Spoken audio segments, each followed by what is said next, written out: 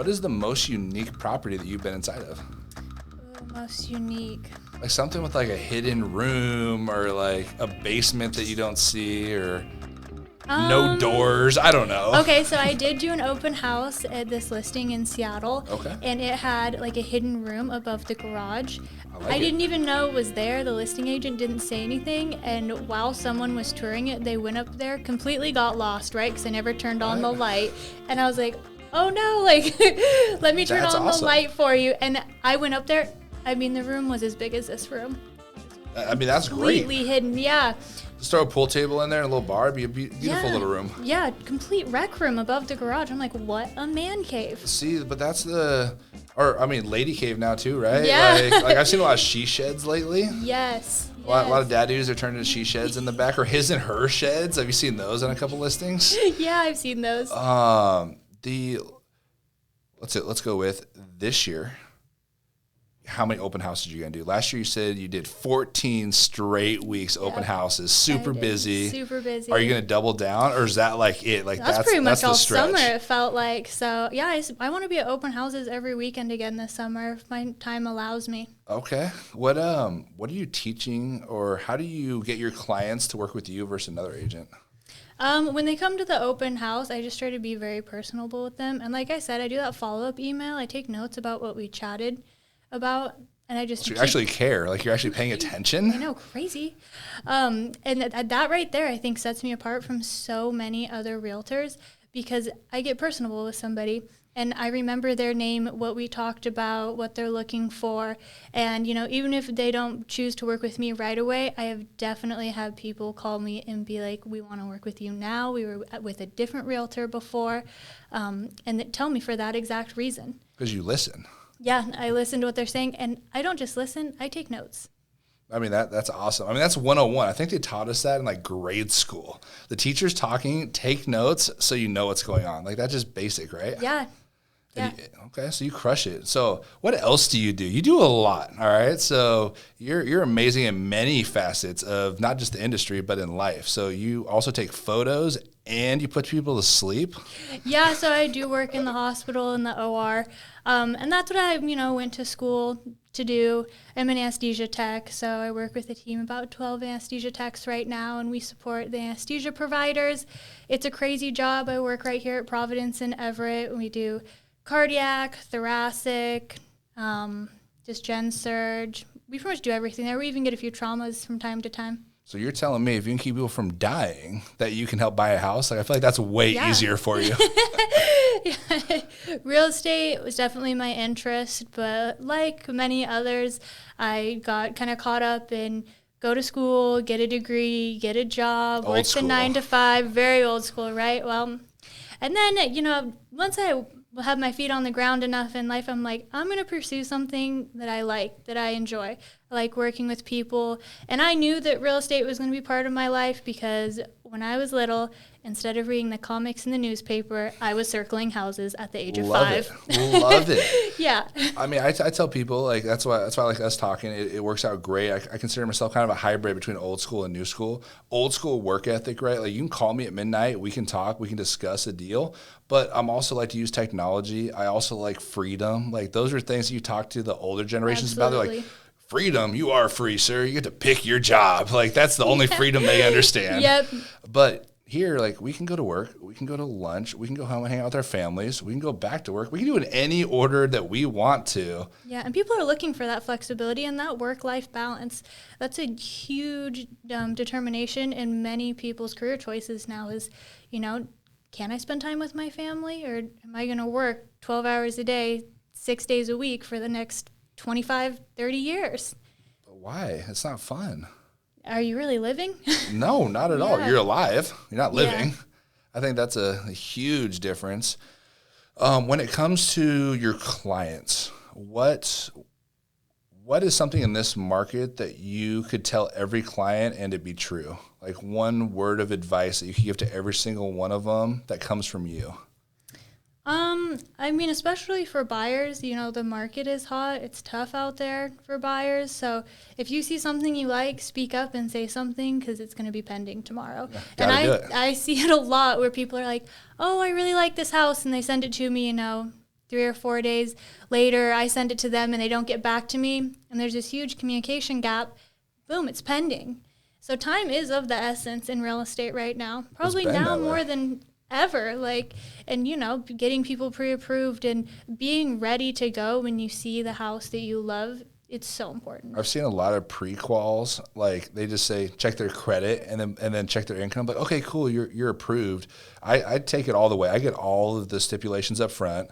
I send them through underwriting. I get them actually approved and ready. So when you go pending, I can order an appraisal within 24 hours. Like that's the way. That's awesome. That's the way to try to get things done. And I love realtors that like that amount of speed because they're trying to do that same thing on their side. Because speed wins right now. That's how I feel.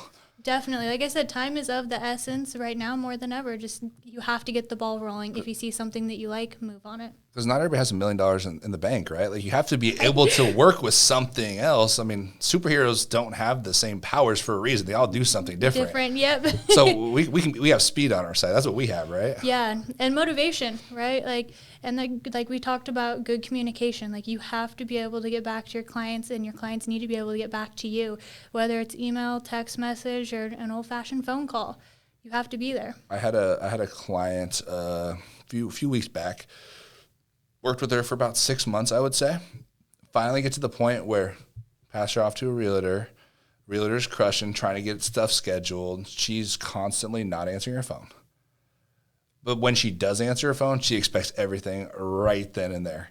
Yeah. And then we're trying to put an offer in, and I called her like 19 times. And I finally get a hold of her, and she was like, I was sleeping. And I was like, you work at a huge Fortune 500 company. It's 3 p.m. on a Wednesday. I love that freedom. Like I didn't know that was an option. Nap, yeah. I thought I was in the right industry. You crushed it, ma'am. That's funny. But it was awesome. We talked, and I was like, hey, look, all I want from you, this is a two-way street. It's really a three-way street between me, the realtor, and you. We all have to be able to communicate and be on the same page. All I'm asking for you is to communicate with me until we close on this house. Like we're under contract. We finally got to that. Like we got there. And then that next week, she's like, okay, I'm on top of it. And she made a commitment to her future to make a decision so that we can move forward. But sometimes you just got to be upfront with clients to get them through the process, right? Yeah. And, I tell people right away, the best experience that you can have is based off of everyone here communicating. Mm-hmm. And I already know that I set my standard high to communicate. And the lenders I work with, I set, the standard high for them to be good communicators. And I tell the client, like, the better that you communicate, the better this experience is going to be for everyone. Because if I run around showing you houses that have 3 bedrooms and you really want a 4-bedroom one and you never say anything, we're never going to get anywhere. We're always going to look at the wrong house, right? We're always looking at the wrong house, and I don't even know. So I try to help you guys out a little bit with that. Like I try to semi-interview them, right? Because I'm not the realtor, but I'm just like, hey, what's your goals? Like, do you have 20 dogs? Do you have chickens? Like, do you have 19? I have this lady has 10 kids and currently in a 3-bedroom.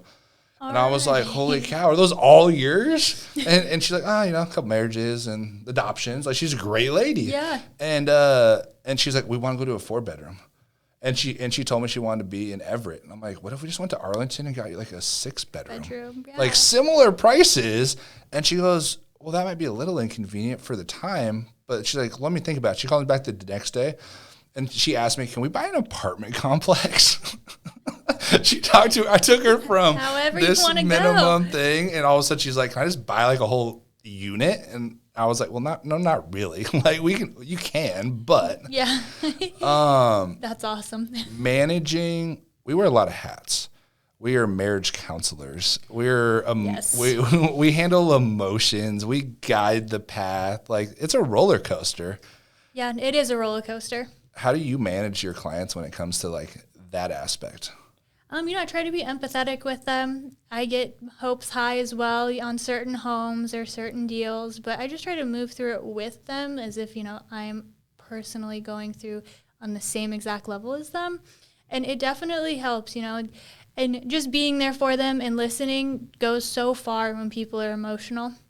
100%. So, and, a lot of that comes with the healthcare background. Like, I see people sometimes on the worst days of their lives. Mm-hmm. They are scared. Literally, the worst Sometimes days. There's a possibility that they're not going to make it.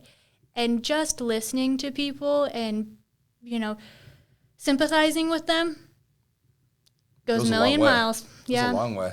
I learned that a long time. So I've been with my wife. I took her to her prom. I met her 2 weeks before her prom. Found out she didn't have a date. I'm like, hey, can I just go with you? Like, let's do this, right? And for years, we'd fight about the dumbest things. And and it wasn't until, grow up a little bit, learn some stuff that I realized that listening is all it takes. My wife's not looking for a response from me when she's complaining about A, B, C, or D.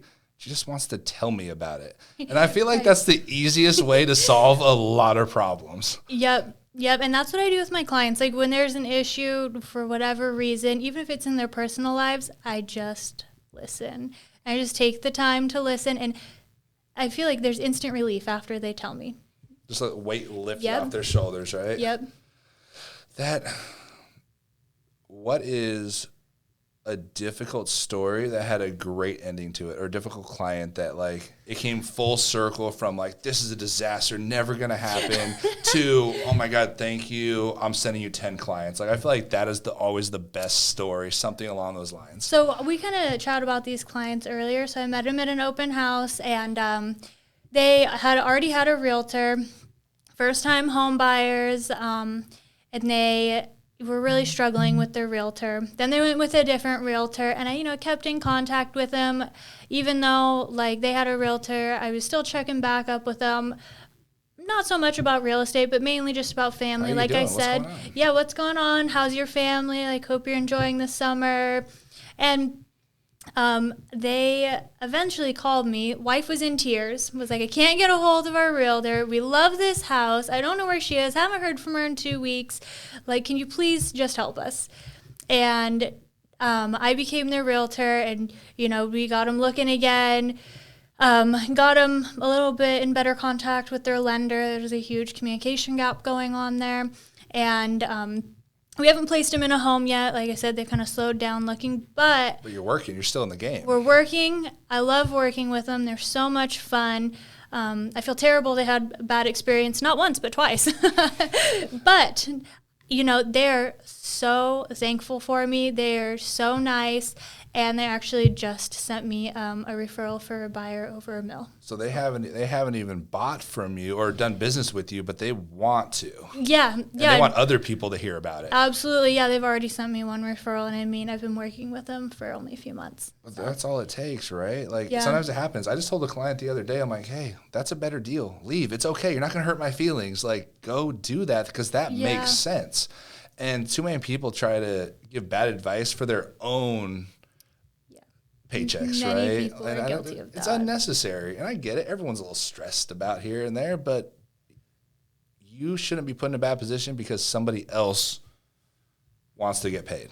Yeah, you just have to move with good intentions for your client, and true good intentions, not, if it doesn't benefit me.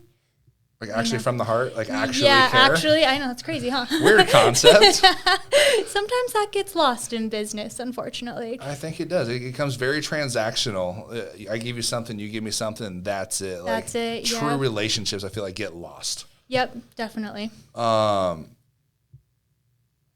shit, brain farted.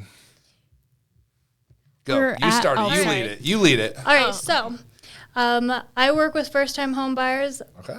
Quite a bit, especially from attending all those open houses.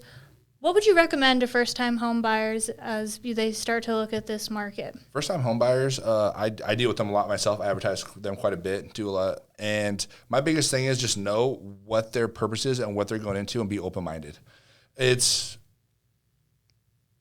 You have this imaginary house that you want in your head when you start shopping for a house.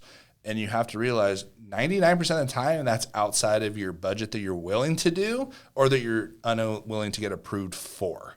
And don't be scared of a remodel. It's okay. Yeah. Like I have clients that have been saving. They've been renting for 10 years, 5 years, whatever it is. And they've saved, 30, 40, 50, 60, 100 grand and never bought a house. And they're like, okay, I got the 20% down now. I can buy. And I'm like, you need 3%. What are you doing? Like, do you know how much equity you could have gained in all those years of saving with your 3%? 100%. Like I talk about that too. It's like if you would have bought 4 years ago, easily $100,000 worth of equity. Most people would be in $250,000 of equity growth just in the last 3 years if they would have bought. Yeah, I know. When I first bought my home, I had a lot of naysayers, in just my personal sphere of friends that were like, it's too expensive, the housing market's going to crash, you're not going to be able to live where you want. I bought in 2019. Okay. So they've been telling you this whole time. Yeah. And we're still waiting, right? Yeah, Like, we're still waiting. Yeah, and they were like, you're going to end up living someplace you don't want to, or, your house is going to be too small. You should just wait. You should save more, whatever. And honestly, as soon as I personally had 3.5% down for an FHA loan, I bought a house. Yeah, let's go. Yeah, I was like, let's go. I'm not scared. Like, you can't always, wait for the perfect time. There is no perfect time. There's never been a perfect time. Yeah. Let's say you bought the day before the market crashed in 2007, 2008. The day before. All of those houses are worth double what they were then if people would have just held them. And everyone would have told you then that was the worst decision you ever could have made. Exactly. And I tell people, if you're scared of the market crashing, you don't have to be scared of that. You should be scared of selling when it's low. Just don't sell when it's low. Just hold when it's low. That's all it is. Yeah, and as long as you have a stable job that can withhold the turndown of an economy, which, between me working in healthcare and real estate, I had no fear. I was like, this is going to be You're fine. good. Yeah. And sure enough, I can give over $100,000 equity in my house now. And that's money you didn't have to work for. Like, that's money that is there when you need it. Yeah. I'm actually looking to access it hopefully soon. HELOCs, Yep. cash out refinances, pay off debt consolidation. There's a lot of reasons to tap into that equity. Or a big one that I focus on as investors is take out that money and let's buy you another one. Yeah, exactly. That's kind of what we're thinking now. We're looking at the possibility of maybe doing a HELOC and putting an ADU in the backyard, and then Increase the value. Yeah, increase the value, and then probably getting a new house. So those are the long-term goals that I don't think get talked about a lot. That's what happens when it's transactional. No one talks about tomorrow. When you actually care, like, I want to know, your 5-year, 10-year plan. We're going to do this, this, and this. And in my 10-year plan, it always includes at least a second house purchase. Always, whether it's upgrading, buying an investment property, or a vacation home. And I tie that into a 30-year retirement fund, what the expected possibility of what that would look like. And I try to be as conservative as possible. I'm not a financial advisor, just talking about what I know, what I've done, what I've seen. And I think that's important for people to actually know about. Definitely. Yeah, and I tell people, once you get your first house, I feel like that one is, the most intimidating. Once you do it once, it becomes a lot easier to learn the process. I agree. Yeah, so we're definitely looking forward to purchasing our second home and putting an ADU in there probably in this next year. So It's going to be fun. Lots of projects ahead of us.